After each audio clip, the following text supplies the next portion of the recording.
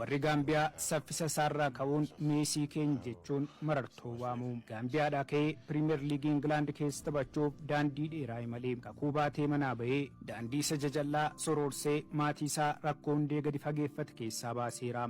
Seenaa milkiin goolabame. Seenaa taphataa lammii Gaambiyaa Yaankuubaa Minteem qophiyaarraan sinitti himnaam.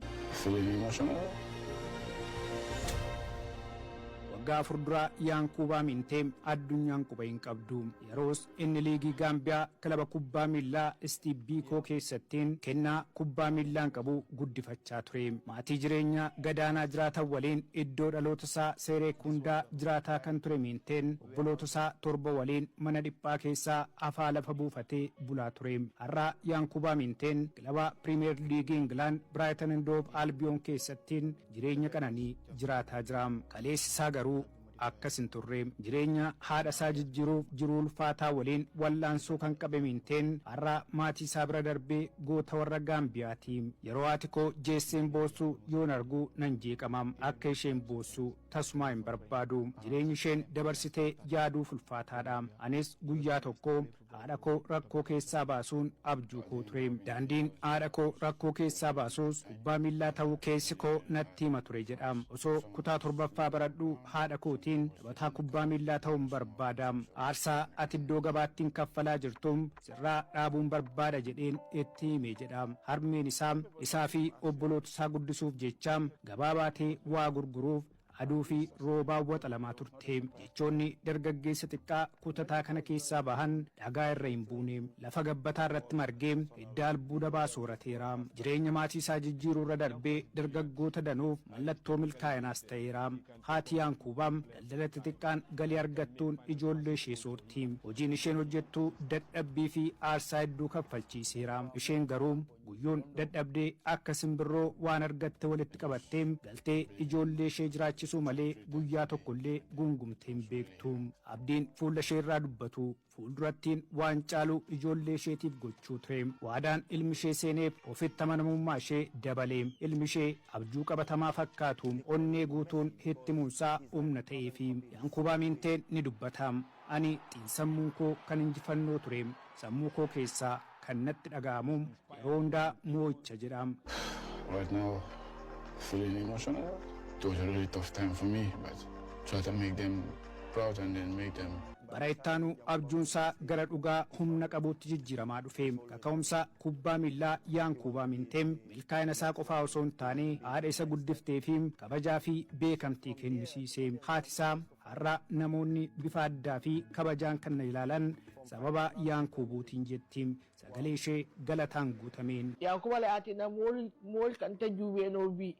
Yaankuubaa Minteen har'a taphoota taphatuu fi goolii galchuu hunda keessattiin fedhii isaa qofaa osoo hin taane kadhannaa haati isaa taasiftuuf baatee socho'a. Ani yeroo hundaa isaaf du'aa hin godhaafi kadhannaan koos walitti dhufeenya jaalalaa wareegamaa fi waadaa raawwatame irrattiin kan ijaaramedha. Kunis milkaa'ina kamuu booda namni dursee isinitti amanuu jiraachuusaa yaadachiisuuf jetti haati isaa. Saffisa akka elektirikaan kan beekamu taphataan sarara qarqara mirgaa kilaba Biraaytan Yaankuubaa Minteen Gaambiyaa dirree Baakooteetti yoo shaakaluun ijji nama hundaa guddattoota jiran hunda keessaa isarra ture. Daa'ima kennaa guutuu qabuu fi milkaa'aa ture jedha leenjisaan isaa jalqabaa Aadwaa Tuuraay. It was just like I was watching Steve Biko game and Steve Biko scored. Milkaa'inni har'a Minteen irra gahee nu hin dinqu.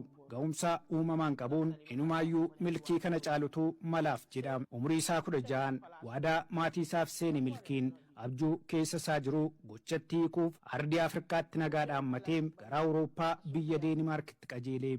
Kun anaaf ulfaataa ture jedha Minteen. Umurii dargaggummaan maatiin adda ba'uun rakkisaadha. Yeroo hundaa gaaddisa maatii kee jirta.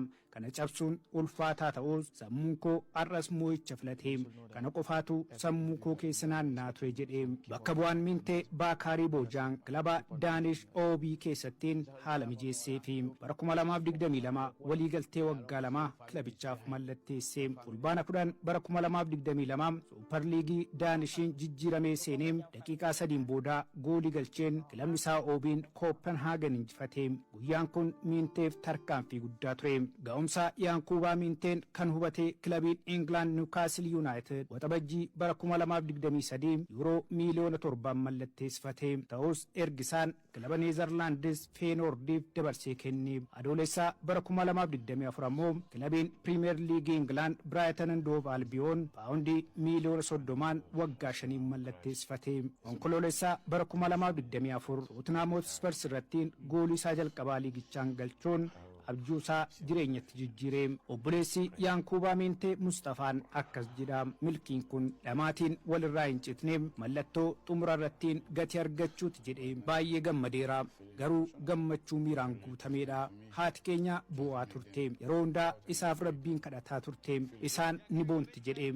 Inni taphataa kubbaa miilaa akka ta'u natti himaa guddate. Ammaan booda lafa gabaa keessatti dhama'urraa aara galfadhe kan jette ammoo haadha isaa jeesee. Yaankuubaa Miinteen waadaa isaa eegeera. Maatii isaa mana jireenyaa fooyyaa keessa jiraachisaa jira. Haati isaas imimmaan gaddaa keessaa baatee gammachuun boossi. Har'a Miinteen kabaja maatii isaa qofaa osoo hin taane Gaambiyaa keessattiin goota biyyattiiti. Daa'imman fooyituu Biraaytan suurri isaa dugda duubaan itti maxxanfame uffatanii akka isaa ta'uun maatii isaanii rakkoorraa gara badhaadhinaatti ceessuuf karoorfatu. Yaankuubaan bara dorgommii kanaa Premier League Englandiin tapha 20 taphatee goolii 5 galchuun 2 immoo hiriyoota isaaf mijeesseera. Milkiin Yaankuubaa Miintee har'aa kun